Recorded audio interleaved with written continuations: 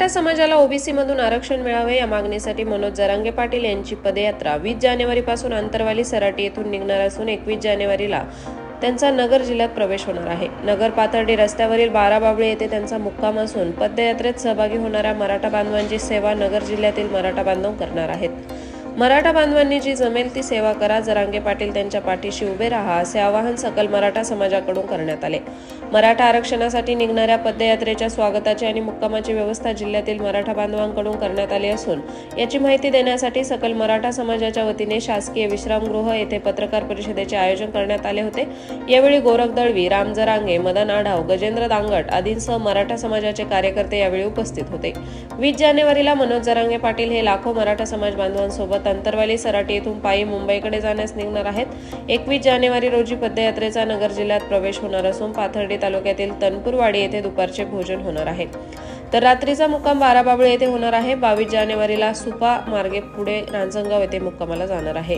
नगर जिल्ह्यात पदयात्रा आल्यानंतर जेवण, पाणी आणि लाईटची सोय करण्यासाठी विविध कमिट्या स्थापन करण्यात आल्या असून जिल्ह्यातील सर्वच मराठा बांधव बाहेर जिल्ह्यातून आलेल्या बांधवांची सेवा करण्यासाठी नगरमध्ये दाखल होणार आहेत। मराठा बांधवांसह इतर समाजातील बांधव या सेवेला प्रतिसाद देत असून ते बांधव पायी चालणार आहेत।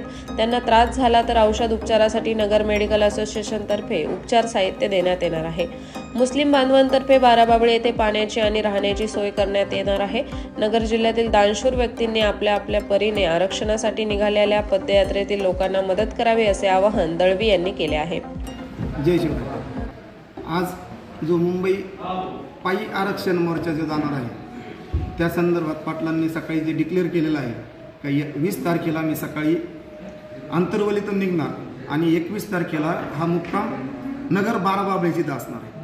तर त्या 12 बाबळीची आल्यानंतर मराठ्यांची जेवणाची आणि पाण्याची व्यवस्था करणं म्हणजेच नगरकरांची सेवा, एवढंच या माध्यमातून सांगतो। आणि या माध्यमातून एक आवाहन करतो सगळ्या सर्वसामान्य मराठ्यांना का जे जमल ती सेवा आपण देण्याचं काम करा, जे जमल तसं स्वागत करण्याचं काम करा पाटलांच्या पाठीशी उभे राहा, म्हणजेच आपलं आरक्षण विजयी गुलाल आपण घेतला म्हणून समजा।